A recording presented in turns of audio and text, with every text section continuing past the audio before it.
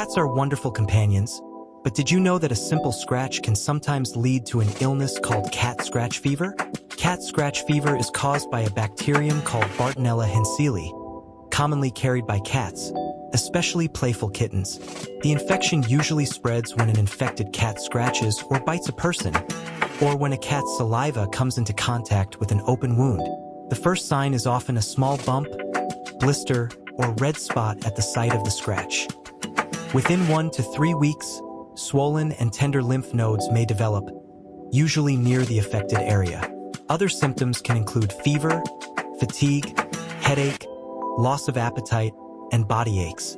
Most healthy people recover without complications, but severe infections can occur in young children, older adults, and individuals with weakened immune systems. If you are scratched or bitten by a cat, wash the area immediately with soap and water. Avoid rough play that may lead to scratches, keep your cat's nails trimmed, and maintain good flea control, as fleas help spread the bacteria among cats. Remember, a small scratch may seem harmless, but knowing the signs of cat scratch fever can help protect your health and ensure timely medical care when needed. Stay informed, stay healthy, and enjoy your feline friends' safety.